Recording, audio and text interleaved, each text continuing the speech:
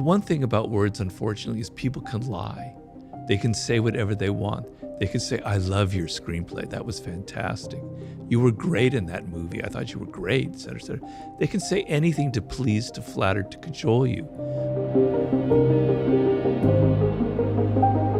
My body language must have been exuding desperation and low status and low value, low self-esteem.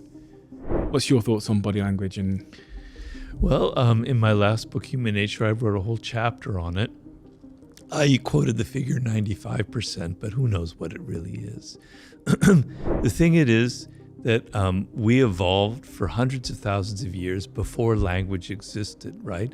And our earliest ancestors depended on the group for their survival and getting along, and their powers came from observing other people and their body language. You could read it. So it's a skill that's wired into us, wired into our brains. It's a very unique skill that we humans have. It's just that you don't learn that. When you're a child, when you're 2 years old, you have it because your life depends on it. You have to see if your mother is loving you or your father is kind to you, because if not, you could be abandoned. Your life depends on it. You're great at reading that. And children are incredibly adept at picking up body language.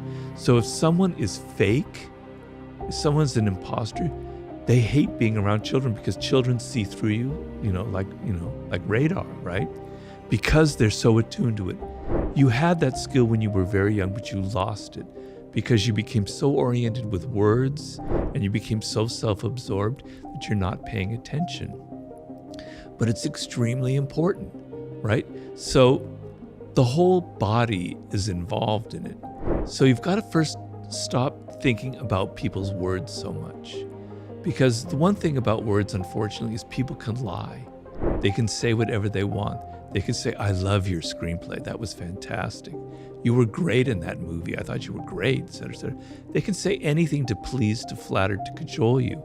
But body language, man, it doesn't lie, right? So I talk in that book about the eyes and the fake smile. The fake smile is something you see every single day, but you're not paying attention. It's like, but a real smile, the whole face gets animated, and there's a little crinkly thing here as your face, as it lights up, and your eyes light up. It's hard to even put into words, but it's there. You can see it. It's real. It's not faked. Knowing the difference between a fake and a real smile is really important in seduction, in business, or whatever. To know if someone is like, yeah, I like that idea.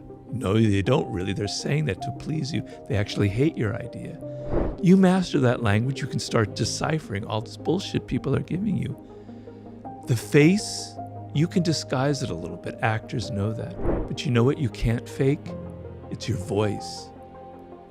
If you're nervous, not even the finest actors in the world can fake that. Your voice betrays so many things about you. It betrays your weakness, it betrays your lack of confidence, or it betrays the other quality, etc., right? So pay really attention to the tone of people's voices, to how fast they talk. People who talk fast are very nervous. Someone who's I know I'm probably talking a little too fast here, sorry. My mind races, so I do that. Normally I don't talk so fast.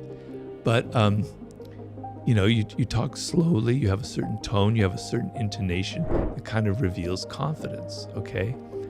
Body language, posture. You were talking about pecking, right? When you go and look at a meeting of people in a business meeting, you'll see all the employees kind of leaning forward, nervous, and you'll see the boss kind of leaning back, arms crossed like this, I'm the powerful one, you come to me. I'm the leader, I'm the top dog, or she, it's a woman. I don't need to be like this, I'm like this.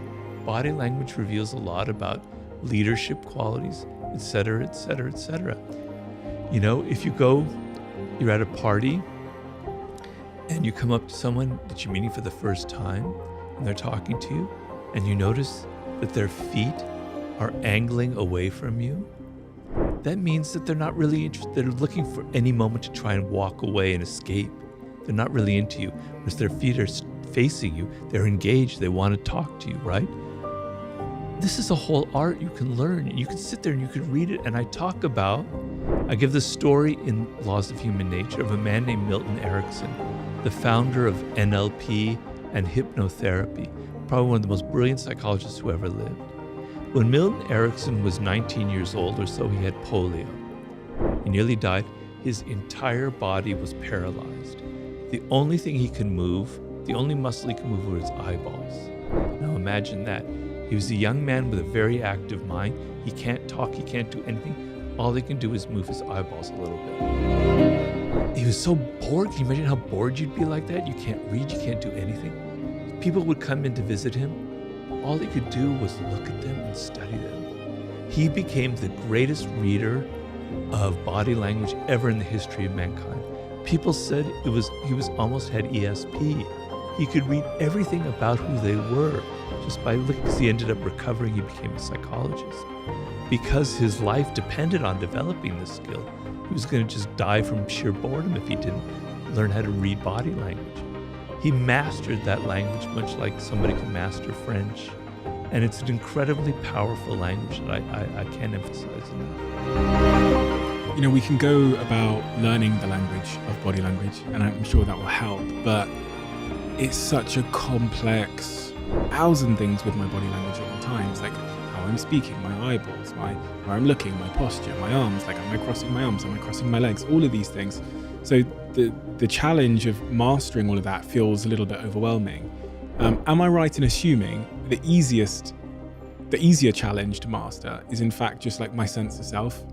If you feel confident, if you feel secure, if you're not all inward and insecure and worried about yourself, it will naturally radiate through your gestures. Yeah, you don't have to sit there and pay attention to your fingers, your arm, your ears, your eyes. It's just there, it's natural. So yeah, that is the solution. So the two parts of the game, it's your own body language.